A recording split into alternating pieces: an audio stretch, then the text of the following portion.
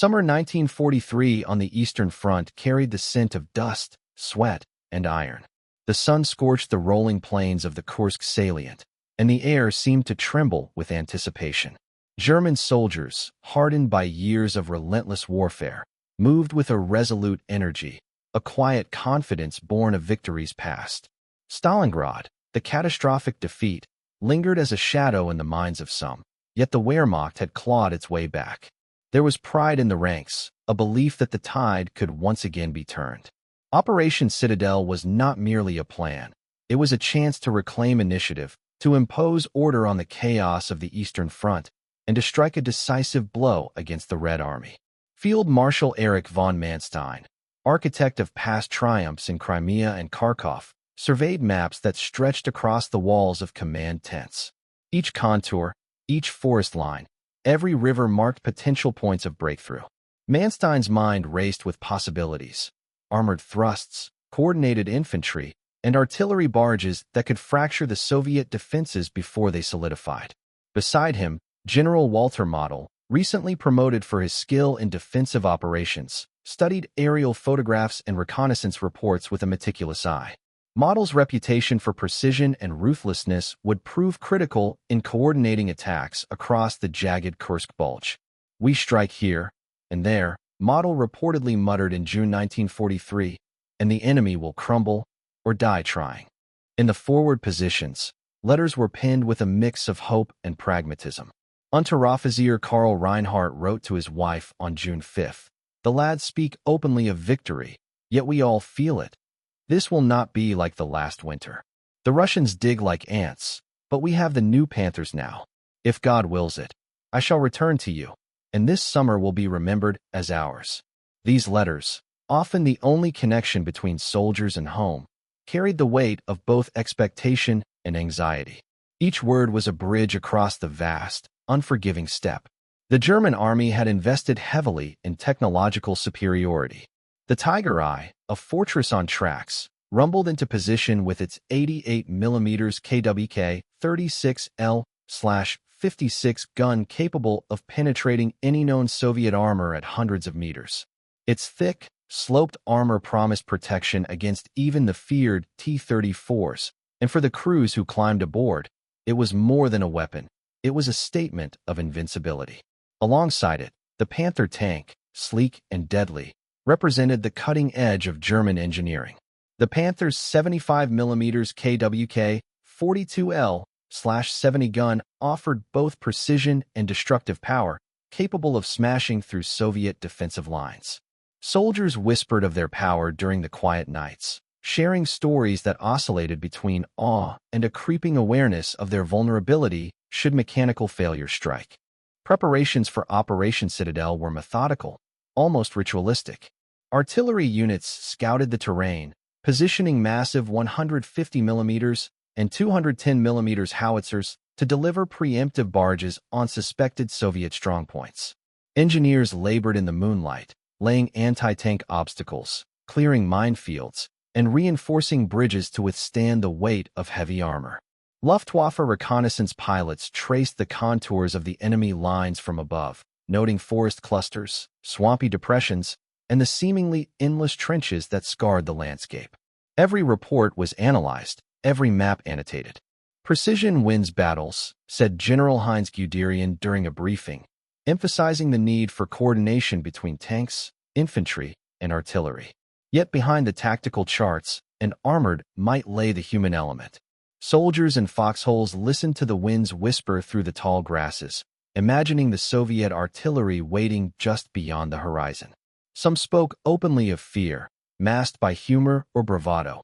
Others wrote quietly, hoping their words would carry courage to loved ones. Corporal Fritz Meyer wrote home on June 7th, "I dream of our victory, yet in the quiet, I wonder if we have underestimated them. The Russians are stubborn, and even their men are made of stone, it seems. Still, I carry my rifle and my faith in steel."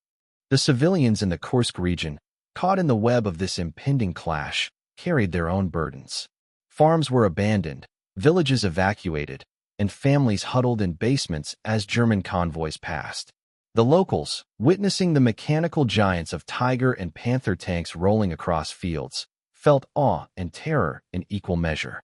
They watched soldiers march with a mix of hope and apprehension, knowing that soon, the earth beneath them would tremble with the fury of men, machines, and fire. Even within the German high command, confidence was tempered with tension. Hitler's orders were clear. The offensive must be swift, decisive, and crushing.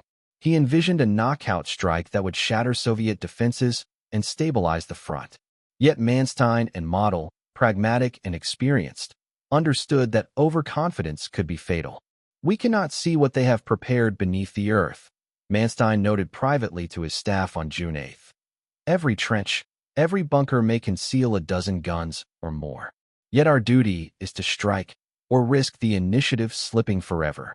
Intelligence suggested Soviet forces were amassing in great depth, but the Germans believed that with superior equipment and training, the Wehrmacht could pierce the bulge. Tiger and Panther crews trained relentlessly, perfecting maneuvers that combined firepower with mobility. Infantry practiced clearing minefields under simulated artillery fire, while engineers rehearsed rapid bridge construction. Everything was synchronized to maximize shock and minimize delay. And yet, the steppe remained silent in many areas, an eerie calm that unnerved even the most seasoned veterans. In the towns behind the lines, families wrote to sons, brothers, and husbands, their words laced with longing and faith. "Return to us safely," wrote Helga Bauer to her husband, stationed near Orel, "and remember that every letter you write keeps my hope alive." These missives, fragile yet powerful, were reminders that the war was not fought in isolation. Every soldier carried the weight of personal worlds, dreams, and fears. For the Soviet defenders, June 1943 was a time of immense labor and grim determination. Trenches were deepened, anti-tank ditches dug, and countless artillery positions established across the salient. Civilians conscripted into labor brigades moved earth and timber with grim efficiency. Soldiers prepared for the onslaught they knew would come, aware that the German offensive was inevitable, yet determined to make the ground cost every drop of blood. From the German perspective, these defenses were underestimated, considered obstacles that superior weaponry would overcome. But beneath the surface, thousands of Soviet guns waited, each barrel pointing toward the plains where the German panzer divisions would soon advance. As the days of June slipped by, the anticipation thickened. Soldiers sharpened bayonets, cleaned rifles, and tested tanks in the quiet dawn. Commanders rehearsed orders, memorized maps, and calculated artillery trajectories. The air hummed with expectation, and the ground seemed to hum in reply. Each man felt the weight of history pressing down upon him, an awareness that their actions in the coming days might decide the fate of thousands. Yet for all the preparations, the human mind is rarely free from doubt.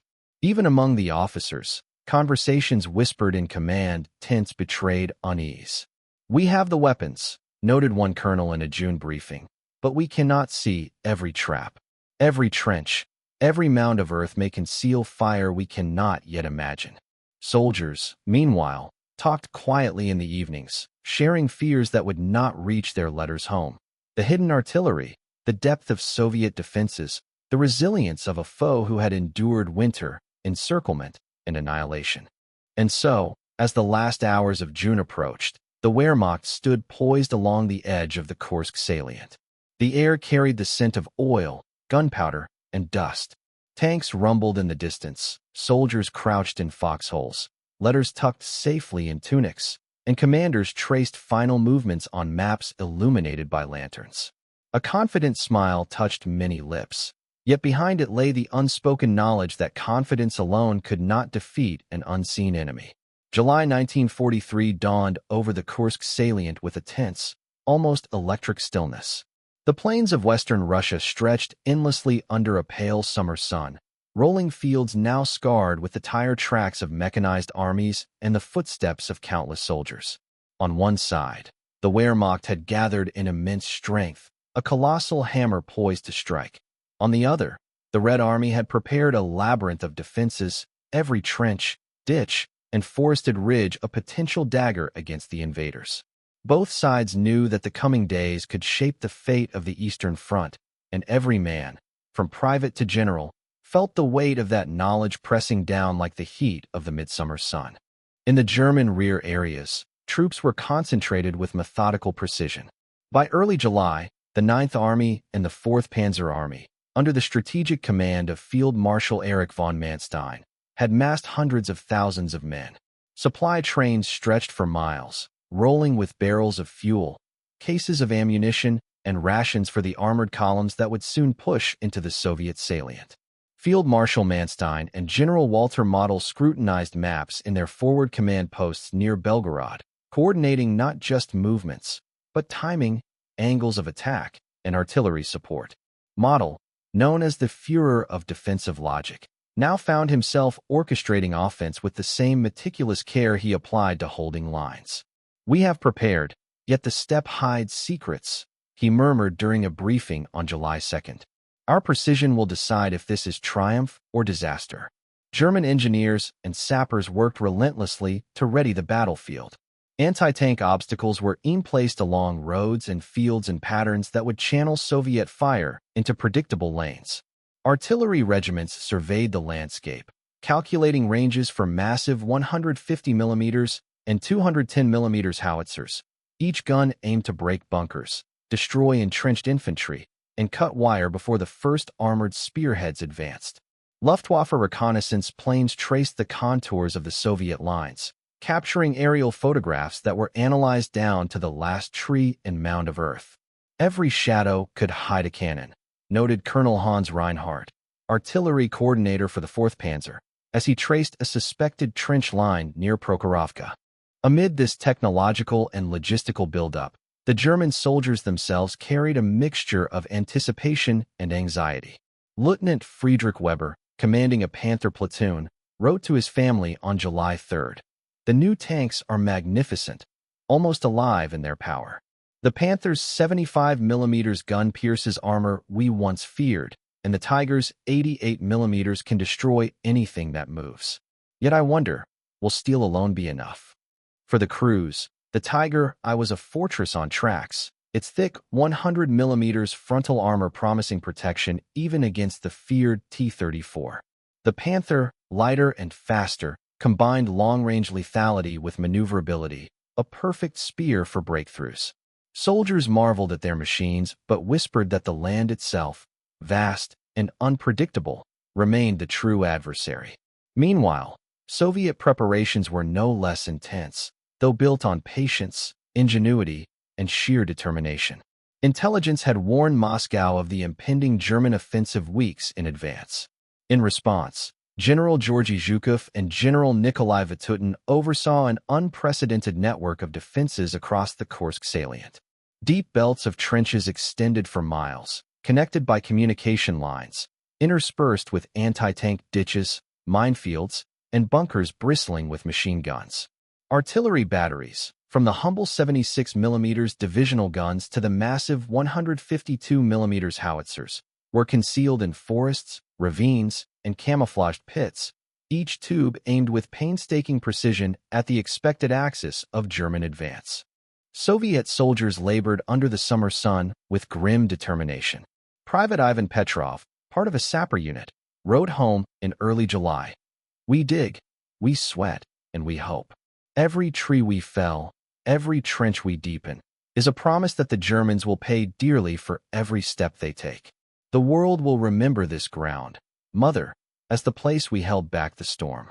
Civilians were conscripted to fortify villages, haul ammunition, and build obstacles, knowing that their labor could mean the difference between survival and annihilation. Despite the hardships, morale was fostered by a shared understanding of purpose. Every spade of earth turned, every barrel positioned, was an act of defiance. The contrast between the two forces was striking. German commanders moved with the confident precision of men who had dominated the steppe in previous campaigns. Their armored columns were shiny, their radio communications rehearsed, and their supply lines robust. Yet, beneath the confidence, there lingered unease. Even the most experienced generals knew that no intelligence could reveal the depth of Soviet resolve or the intricacy of defenses concealed beneath fields and forests. In contrast, the Red Army exuded quiet resilience. While lacking in some areas of mechanical sophistication, the Soviet forces made up in numbers, strategic placement, and tenacious fortifications. For families on both sides, these preparations were a source of constant worry. In Berlin, letters from soldiers in early July carried coded reassurances. "We are ready," wrote Oberstfreiter Karl Müller, "and the tanks are magnificent. Keep your faith in me. I will write again when the sky burns and the guns thunder." In Kursk and nearby villages, letters from Soviet soldiers reflected the same tension. "Mother, we are safe today, but every night I dream of the German armor," wrote Sergeant Alexei Ivanovich. "We will hold. We must." Families clutched these words as lifelines, tiny anchors in the sea of anticipation. Technically, the battlefield became a chessboard of immense complexity. German tactics emphasized combined arms, infantry moving behind armored spearheads, artillery softening key positions, Luftwaffe fighters patrolling the skies, and engineers clearing or marking paths through obstacles. Every Panther and Tiger deployment was calculated to exploit terrain advantages. Soviet strategy, in contrast, relied on depth, multiple defensive belts, overlapping fields of fire, and a network of reserves ready to counterattack. Mines were laid in irregular patterns, designed to channel German vehicles into kill zones, and pre-registered artillery positions ensured that every inch of the salient could be swept with devastating fire. Soldiers sensed the weight of this impending clash. Conversations in German foxholes spoke of triumph and the fear of being swallowed by unseen forces. "We have the best tanks, the best men, and yet," whispered Unteroffizier Wilhelm Krauss, "the Russians do not fear us. They wait, hidden like shadows." Soviet soldiers, in contrast, found courage in preparation and unity. Private Nikolai Sidorov described the night of July 4th. "We sit in our trenches, sweating, listening to the distant hum of engines. Each breath is a promise. Each shovel of earth a vow. They will not pass easily." Commanders on both sides made last-minute adjustments. Manstein and Model reviewed reconnaissance maps, realigning panzer divisions to exploit perceived weak points. Yet both men knew the possibility of miscalculation lingered like a storm cloud. Zhukov and Vatutin walked their forward positions, inspecting gun crews and trenches, encouraging soldiers while quietly calculating how to absorb the coming impact. Both sides understood that the next engagement would be decisive, but only the first shots would reveal whether strategy or resilience would hold sway. The days before battle were filled with preparation, anticipation, and a strange, almost eerie calm. Soldiers wrote letters, sharpened bayonets, cleaned rifles, and rehearsed maneuvers. Engineers made final inspections of bridges, minefields, and fortifications. Tank crews ran diagnostics on engines and guns, while artillerymen checked calculations for range and trajectory. Every man, in some corner of his mind, knew that soon, the world would change in an instant. And so, as July deepened, the armies braced. On one side, German precision, confidence, and armored might gleamed under the summer sun.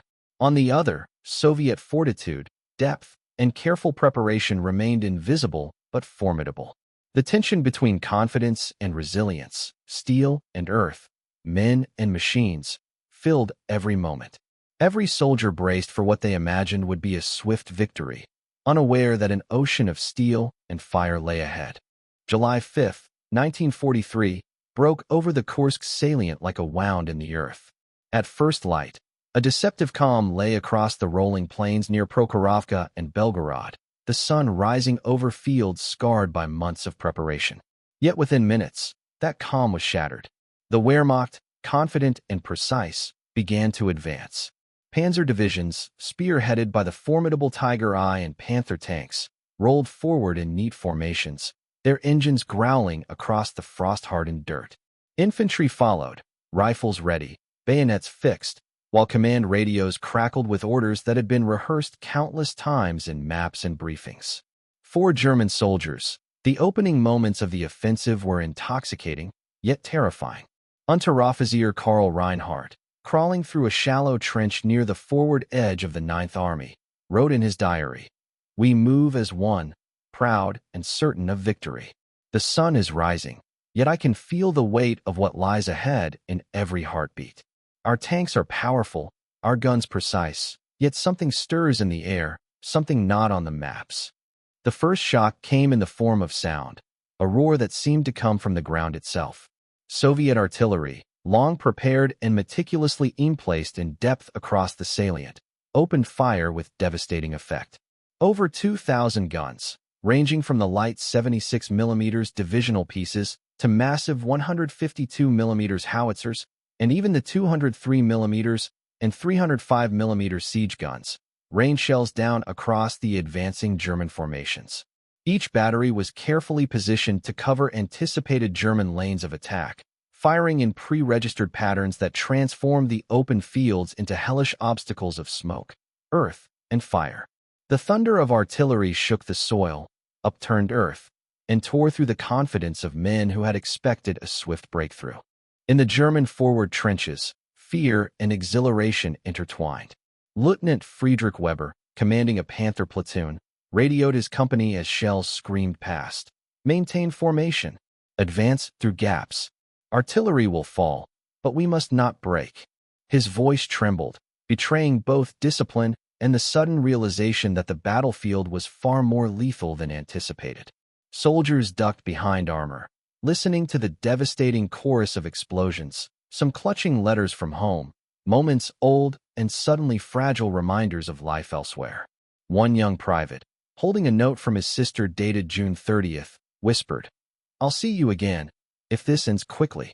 The Soviet gunners, themselves gripped by adrenaline and fear, executed their fire plans with astonishing precision.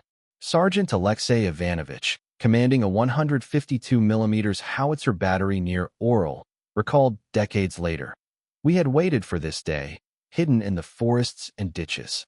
When the Germans appeared, we unleashed everything we had." Shells fell in perfect rhythm. For each tank, each infantryman, there was a thunderous reply from the earth. I knew our work would not be seen, but it would be felt. The effect was immediate. German tanks were knocked out, infantry disoriented, and radio communications jammed by the chaos. Commanders on both sides were acutely aware of the stakes. Manstein, watching from a forward observation post, adjusted orders as reports came in. "Concentrate armor on the right flank," he instructed, "and push through the gaps." Model, coordinating reserves, struggled to maintain situational awareness as the artillery ripped through roads and fields.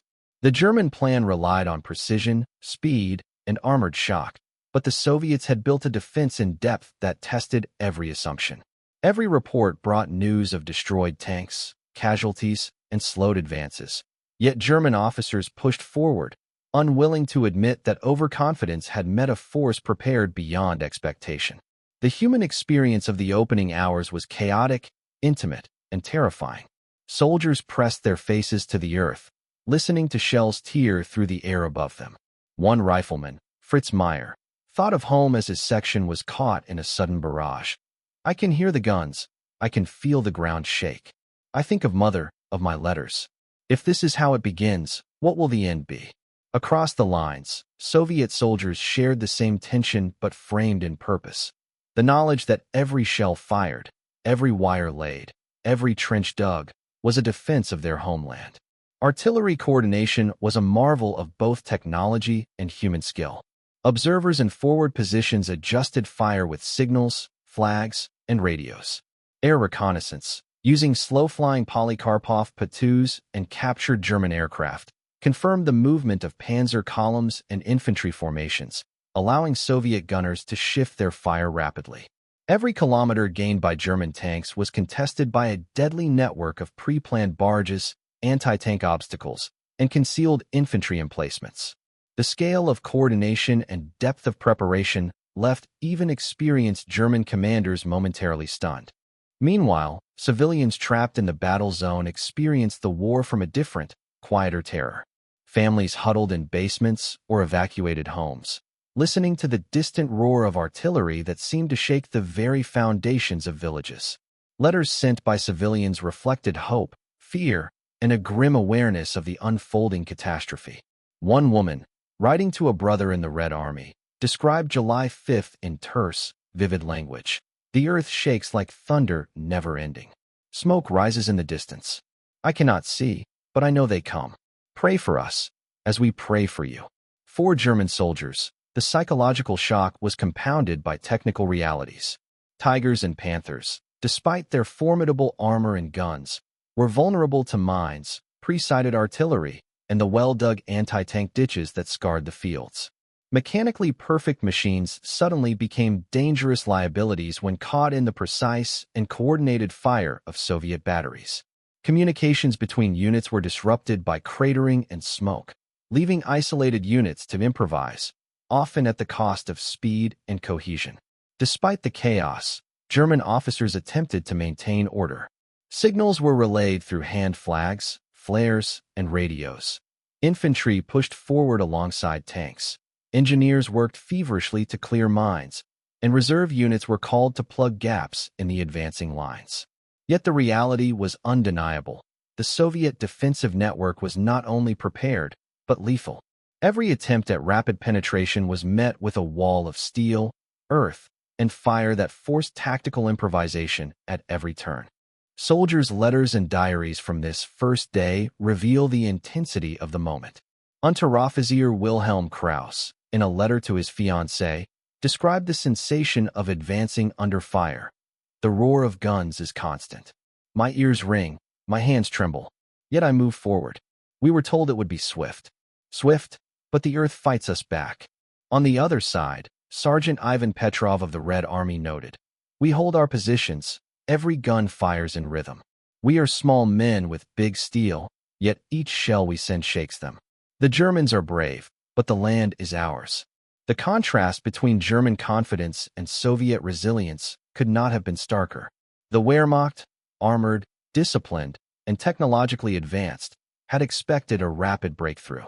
Instead, they faced a battlefield prepared to absorb and punish every miscalculation. For the men on the ground, the first hours of Kursk were a crucible, testing courage, training, and the limits of both machines and men. By noon, the scale of the engagement was fully apparent. German formations, once neat and ordered, now moved in fragments, disrupted by mines, craters, and the relentless hammer of Soviet artillery. Communication lines strained under the constant fire, and officers improvised orders under conditions that would have tested the most experienced planners. Every tank knocked out, every foot of terrain contested, reinforced the reality. Kursk would not yield quickly, and the cost of overconfidence was immediately evident. As afternoon descended, the Wehrmacht pushed forward cautiously, aware that their initial expectations of swift victory had collided with the formidable depth of Soviet preparation. Soldiers clung to armor and trenches, officers directed units under smoke and fire, and civilians in nearby villages held their breath as the battle unfolded. Artillery continued its devastating rhythm, marking the ground with fire, smoke, and shattered earth, each salvo reminding the Germans that their technological superiority alone could not dictate the outcome. The opening hours of the Battle of Kursk thus became a tableau of shock, courage, and misjudgment. German soldiers experienced the reality of modern, deep defense under relentless artillery fire. Soviet troops executed their plans with discipline and determination, proving that preparation, resilience, and depth could blunt even the most confident advance. Commanders on both sides adapted, learned, and reacted under fire, aware that the next days would be even more brutal. The earth itself seemed to tremble, and with every roar of artillery, the illusion of German invincibility began to crumble. July 12, 1943, dawned over the Kursk salient with a sky thick with heat and the distant hum of engines. For weeks, both the German Wehrmacht and the Red Army had prepared for this inevitable clash, but now, the moment of confrontation had arrived. On the open plains near Prokhorovka, hundreds of tanks gathered, their steel hulls gleaming under the summer sun, a lethal ballet of firepower and metal. The largest armored engagement in history was unfolding, and each man, whether in a Tiger, Panther, T-34, or KV-1, felt the weight of destiny pressing down upon him. German panzer divisions, confident after weeks of advance through mine-scarred fields, spearheaded the attack. The Tiger I, with its 88mm KWK-36 gun and 100mm frontal armor, led assaults with terrifying precision, capable of penetrating any known Soviet armor at hundreds of meters. The Panther, faster and more maneuverable, combined long-range lethality with superior sloped armor, designed to dominate the battlefield. Yet even these marvels of engineering were not invincible. Tigers struggled with mud and mechanical strain, Panthers were vulnerable to close-range artillery, and radio communication often failed amid the chaos. Lieutenant Friedrich Weber, in command of a Panther platoon, later wrote, "We rolled forward with confidence, yet every shell that struck the earth around us reminded me that technology alone could not protect us from what lay ahead." Infantry units moved alongside these armored giants, tasked with clearing mines, securing flanks, and engaging entrenched defenders. Unteroffizier Karl Reinhardt recalled, "We ran across shattered fields, smoke in our eyes, the roar of engines and guns deafening. Our rifles felt insignificant next to the tanks, yet every step mattered. One hesitation could mean death for us or the crew inside the metal beast." These soldiers were the human spine of the armored advance, exposed to machine gun fire, artillery shrapnel, and the relentless unpredictability of battle. On the Soviet side, troops had dug in over weeks, creating deep defensive belts, anti-tank ditches, and interlocking fields of fire. T-34s, with 76.2mm guns and sloped armor that could deflect German shells, and KV-1s, heavily armored with 75mm cannons capable of taking multiple hits, awaited the German advance. Soviet gunners coordinated with artillery and anti-tank teams, using pre-registered fire to sweep anticipated lanes of attack. Sergeant Alexei Petrov, commanding a KV-1 platoon, later recalled, "We knew they would come. Every trench, every ditch, every gun emplacement had been prepared. When they rolled over the hill, our fire fell upon them like thunder from the earth itself." The first contact was immediate and catastrophic. German Tigers and Panthers fired at maximum range, their shells punching through T-34 armor with terrifying efficiency. Yet Soviet resilience proved relentless.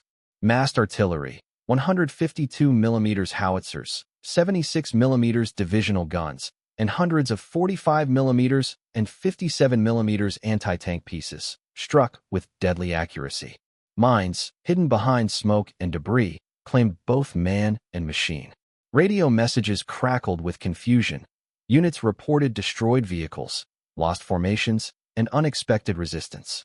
Lieutenant Weber's voice over the radio trembled, "Advance, advance."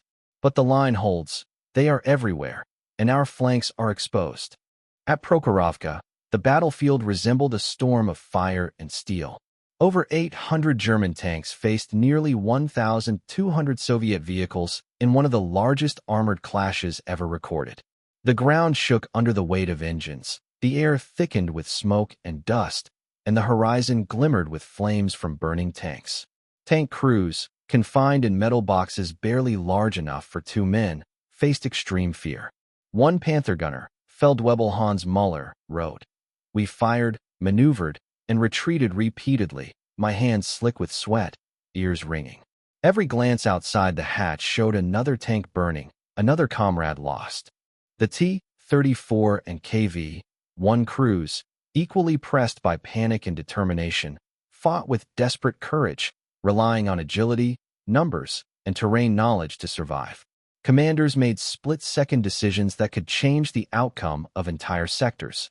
General Heinrich Eberbach, observing a stalled flank, ordered reinforcements into a narrow corridor under fire. "Commit the reserves. If we fail here, the advance collapses." Simultaneously, Soviet Colonel Pavel Rotmistrov coordinated counterattacks with precision, using smaller units to disrupt German formations while artillery raked exposed armor. The interplay of command, improvisation, and sheer luck became a decisive factor amid the chaos. Civilians, meanwhile, endured the battle from nearby villages, their lives suspended between hope and terror. Families huddled in basements as shells whistled overhead. Letters sent to the front reflected anxiety and longing. One mother wrote to her son, "A T-34 driver. Remember your courage, my child, and come back to us. The earth may tremble, but our hearts hold you safe. These words, carried in the pockets of soldiers, became talismans against despair, though few could shield men from the reality of steel and fire. The battle scale demanded coordination on multiple fronts. Artillery units calculated fire trajectories to hit moving tanks at hundreds of meters. Anti-tank teams positioned themselves to ambush German armor in defile and forests. Luftwaffe reconnaissance attempted to track Soviet movement, but low cloud cover, smoke, and terrain limited visibility. Communication breakdowns plagued both sides. German tank commanders often could not relay positions to their infantry, while Soviet units sometimes misidentified incoming forces, yet the depth and redundancy of the Soviet defense absorbed mistakes with lethal efficiency. Tank-on-tank combat reached terrifying intensity. Tigers attempted to break through concentrated T-34 lines, their guns slicing through armor but exposed to flanking attacks and massed artillery. Panthers, using speed and maneuverability, tried to envelop Soviet positions, only to find themselves funneled into pre-sighted kill zones. Soviet armor moved in coordinated waves, exploiting terrain folds and concealment. Every engagement was a mixture of skill, instinct, and chance. Feldwebel-Muller recalled, "I saw 2 tigers ahead engulfed in flames, Soviet tanks hidden in folds of the land. We fired until the hatch grew hot, then maneuvered blindly through smoke and wreckage." Amid the mechanical carnage, human courage and tragedy were intertwined. Infantry supporting tanks ran across open ground to rescue crews, lay smoke screens, or clear mines under fire. Tank crews sometimes fought side by side with dismounted infantry, improvising in the confusion of smoke, dust, and shellfire. Soviet soldiers, often outgunned individually, relied on teamwork and pre-planned counterfire to level the odds. Heroism and fear existed in equal measure, as each man fought to survive while trying to tip the balance in favor of his side. Technical details shaped every moment. The Tiger's long 88mm gun excelled at long-range engagement, but suffered from slow turret traverse, making close encounters deadly. Panthers, designed to dominate the open steppe, were powerful yet prone to mechanical failure and sensitive to terrain obstacles. T-34s offered mobility and sloped armor that deflected shells, while KV-1s presented near-impervious front armor against early German guns. Artillery, mines, and anti-tank guns filled gaps and punished mistakes. Coordination, training, and intuition were as critical as steel and firepower. By mid-afternoon, the initial German thrust at Prokhorovka had been blunted. Tanks burned, infantry faltered under heavy fire, and artillery continued its ceaseless rhythm. German commanders recognized that speed and surprise had been lost, while Soviet troops, exhausted but resolute, held their lines. Communications crackled with exhaustion and frustration. The battlefield had become a maze of smoke, fire, and shattered steel. Lieutenant Weber later reflected, "We expected to dominate, to crush them quickly. Instead, every meter was a struggle, every tank a gamble." The first day of the main Kursk engagement revealed the limitations of confidence in the face of preparation, depth, and human determination. German soldiers experienced the visceral impact of facing an enemy who was ready, well-coordinated, and relentless. Soviet troops, equally exhausted and exhilarated, had proven that courage, training, and preparation could absorb the shock of the most advanced armored units. Families on both sides waited anxiously for news, letters carrying the faint hope that their loved ones would endure the crucible of the day. By evening, the battlefield settled into a tense pause. Tanks burned on the fields, artillery pounded pre-registered zones, and soldiers from both sides tended to the wounded, reinforced positions, and prepared for the inevitable continuation of the struggle. Commanders recalculated, reserves shifted, and men tried to rest amid the chaos, aware that the coming hours would demand more than courage. They would demand endurance. In the smoke and fire, even the mightiest tanks could not guarantee victory. The tide of battle was shifting beneath them. By mid-July 1943, the Kursk salient was no longer a stage for German precision and confidence. The early optimism that had accompanied Operation Citadel had faded beneath the relentless weight of Soviet preparation and counteroffensives. Across the shattered plains from Prokhorovka to Belgorod, the rhythm of battle had shifted.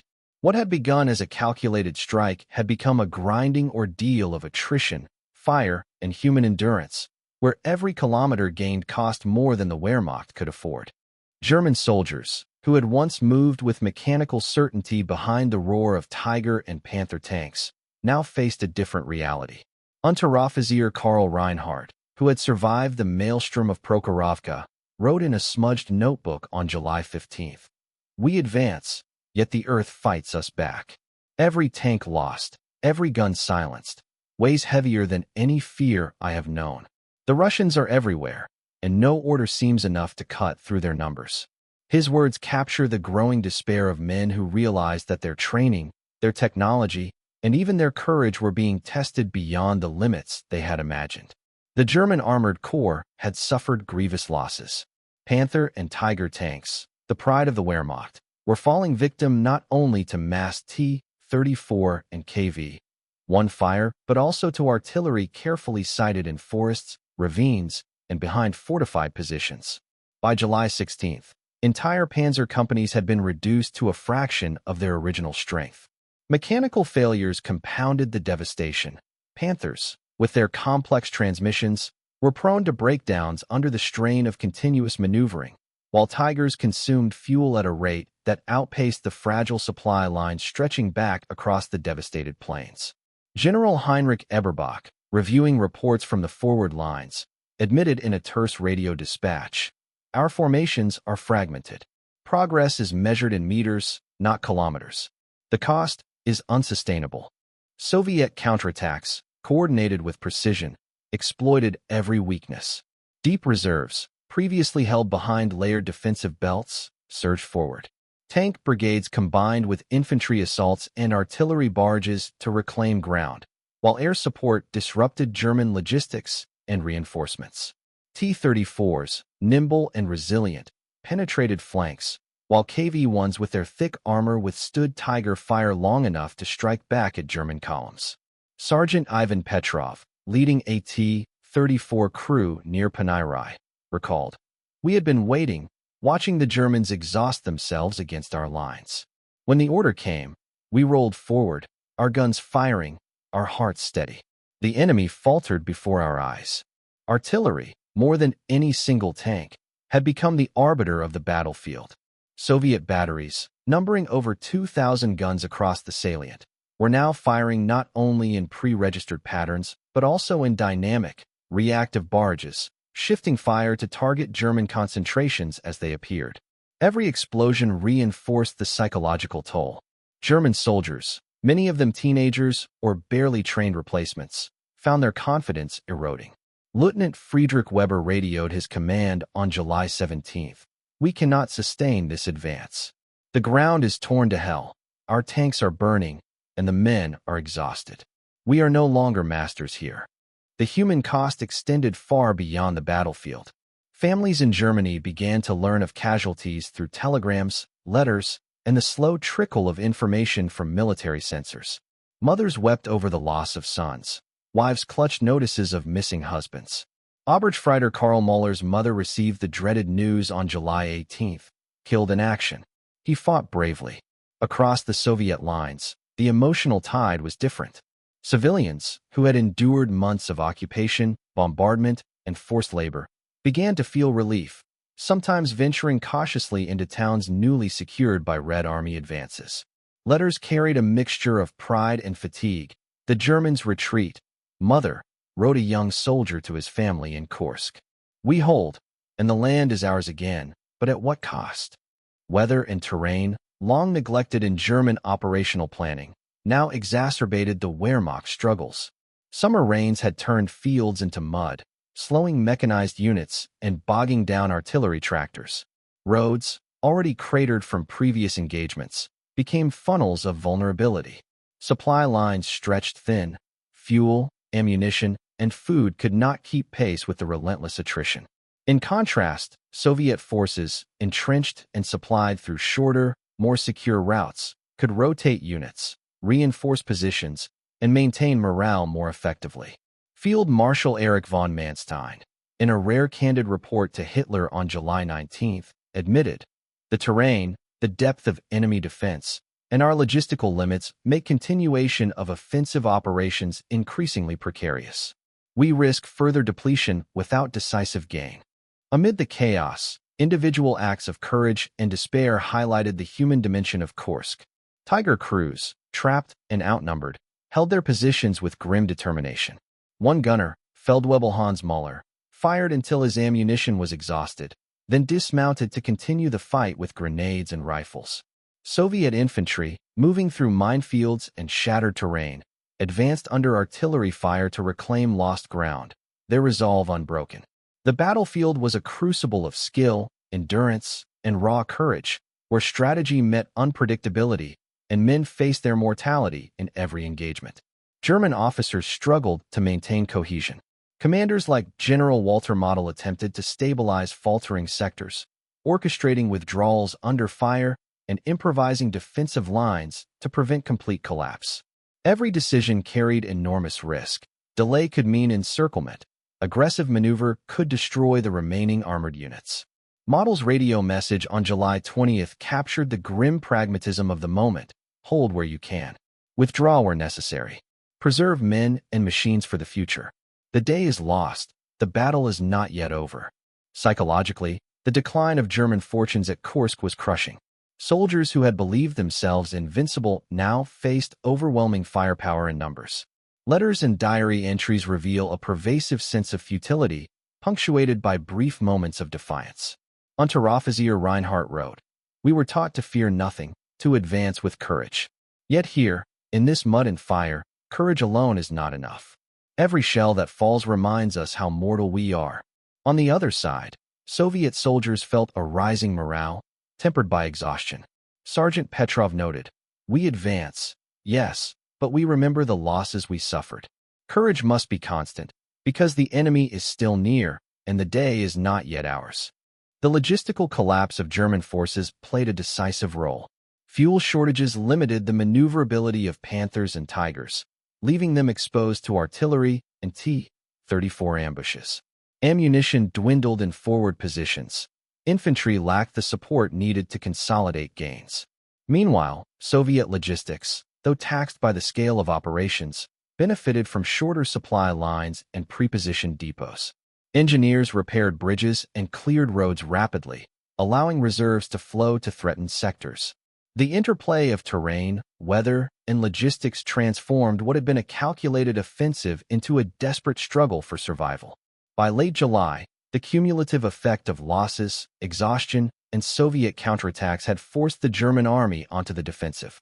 The Kursk salient had become a testament to preparation, resilience, and tactical depth.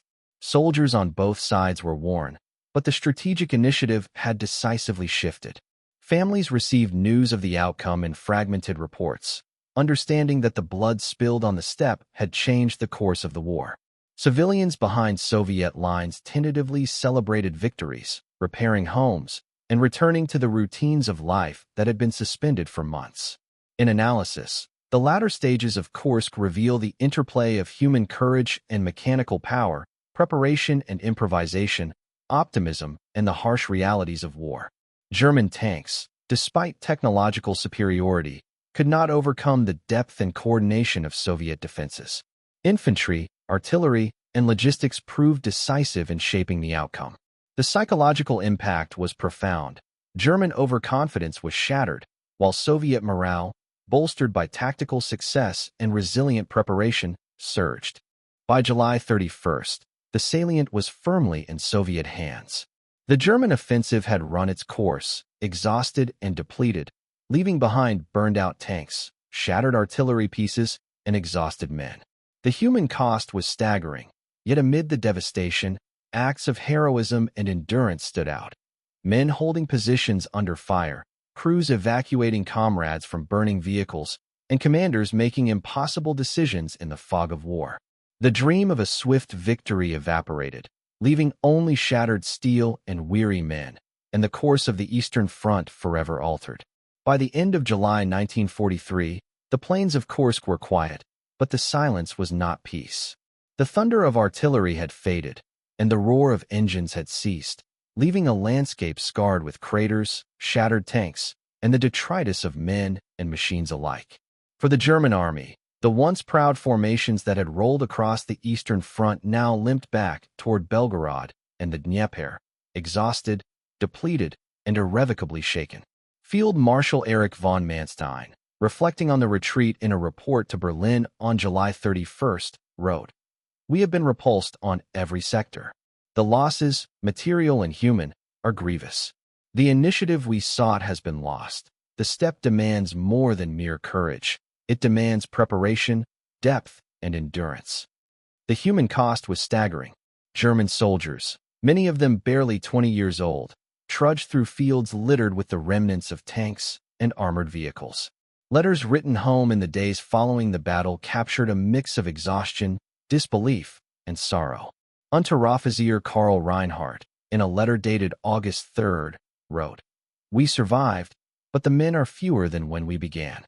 The tanks are burned, the roads are littered with wreckage, and I wonder if anyone at home understands what it costs to move a single meter forward." Families receiving such news were forced to confront the reality of loss, grief interwoven with pride for the courage their sons had displayed. Soviet soldiers and commanders, by contrast, began to consolidate the vast gains of their defensive victory. Colonel Pavel Rotmistrov, recalling the final days of July, described the mood in his units. "We held the steppe. Every battery fired, every trench held, every counterattack launched. It all culminated in the Germans withdrawing. Our men were exhausted, but there was joy, a recognition that preparation, discipline, and sacrifice had turned the tide." Soldiers celebrated cautiously, aware that while the immediate threat had receded, the broader war was far from over. Letters home from T-34 and KV-1 crews carried the tone of relief and pride. "We held the line, Mother. The enemy retreats. But so many of our friends, we remember them, always." The battlefield itself bore the scars of one of the largest armored clashes in history. Estimates suggest that over 6,000 German and Soviet tanks had clashed across the Kursk salient, while artillery pieces numbering in the thousands fired continuously for weeks. German losses were catastrophic. Upwards of 250,000 men were casualties, including killed, wounded, and missing. Hundreds of tanks, including the elite Tigers and Panthers, were destroyed or rendered inoperable, and aircraft supporting the offensive suffered severe attrition. Soviet forces, while also suffering tremendous losses, over 180,000 men, thousands of tanks, and extensive artillery depletion, emerged with the strategic initiative firmly in their hands. The sheer scale of destruction transformed the steppe into a graveyard of steel and human endeavor. Civilians, who had survived months of bombardment and occupation, began to cautiously re-enter their towns and villages.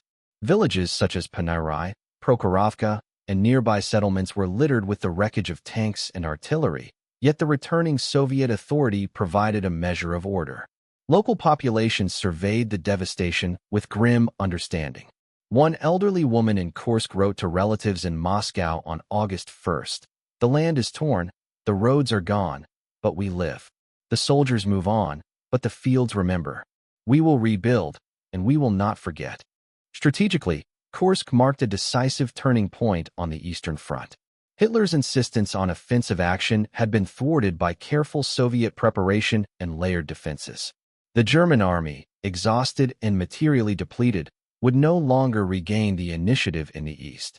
Field Marshal Walter Model, in a post-battle assessment, acknowledged, "We hoped for a blow that would restore momentum. Instead, we confronted the full depth of the Soviet system, fortified, resilient, and numerically superior. Our offensive capacity is compromised. The Red Army now dictates the tempo of operations." The lessons of Kursk were immediate and profound. German commanders recognized the limits of overconfidence, even when paired with technologically advanced tanks such as the Panther and Tiger. Infantry support, logistics, terrain, and intelligence proved equally decisive. Soviet planners had demonstrated the power of defense in depth, pre-registered artillery fire, anti-tank obstacles, and coordinated counterattacks. The integration of armor, infantry, artillery, and air support had become a model for modern combined arms warfare. These lessons were studied and internalized by both sides, shaping future engagements across the Eastern Front. For German soldiers, the psychological impact lingered long after the retreat. Surviving men faced not only physical exhaustion, but a profound sense of disillusionment. Unteroffizier Wilhelm Krauss, writing to his sister in late July, captured the emotional toll. We were trained to believe in speed, precision, and superior technology. Yet at Kursk, every expectation met resistance beyond imagining. Fear and courage collided in every trench, every tank hatch. We survived, but the pride we carried is fractured. Meanwhile, Soviet troops felt the opposite. Their confidence soared, tempered by the remembrance of comrades lost. Morale, forged in months of defensive preparation and brutal combat, provided the Red Army with the momentum to push westward in subsequent offensives. Armored warfare had been redefined. German tanks, formidable in design, had encountered the realities of numerical inferiority, terrain challenges, and layered defensive firepower.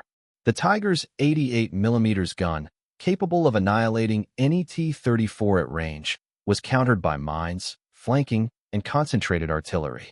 The Panther, faster and more maneuverable, could not compensate for mechanical fragility and fuel shortages. Soviet armor, standardized around the reliable T-34 and supported by heavy KV-1s, combined mobility, protection, and sheer numbers to withstand and repel even the most advanced German armor. Artillery and anti-tank units became the great equalizer, demonstrating that steel alone could not determine victory. Kursk also revealed the vital role of logistics, command, and coordination. German supply lines, overextended and vulnerable, limited operational flexibility. Fuel shortages, damaged roads, and destroyed vehicles slowed reinforcements, reducing combat effectiveness. Soviet logistics, though challenged by the scale of the salient, were able to rotate units, maintain artillery supply, and support counterattacks. Command structures, from von Manstein and Model to Rotmistrov and Zhukov, had been tested under extreme conditions, proving that leadership, planning, and adaptability were as crucial as firepower. The aftermath of Kursk was not only measured in tanks destroyed or kilometers gained, but in the human experience of war. Soldiers bore physical wounds and emotional scars. Commanders grappled with the consequences of decisions made under fire. Families mourned or celebrated survival, and civilians confronted the devastation of their homes and fields. The battle's magnitude left a profound imprint on memory and history alike, shaping the narrative of the Eastern Front and redefining what a modern mechanized confrontation could entail. In the months following Kursk, the German army would retreat, consolidating positions along the Dnieper, while Soviet forces launched their first sustained offensives in the summer of 1943. The balance of power had shifted irrevocably. Strategic initiative, once the hallmark of Blitzkrieg, now rested firmly with the Red Army. Lessons learned from Kursk informed both sides for the remainder of the war: the necessity of preparation, the integration of arms, the value of terrain, and the ultimate power of human endurance and morale. Kursk was more than a battle of steel and fire. It was the moment when hope, fear, and human endurance reshaped the fate of nations.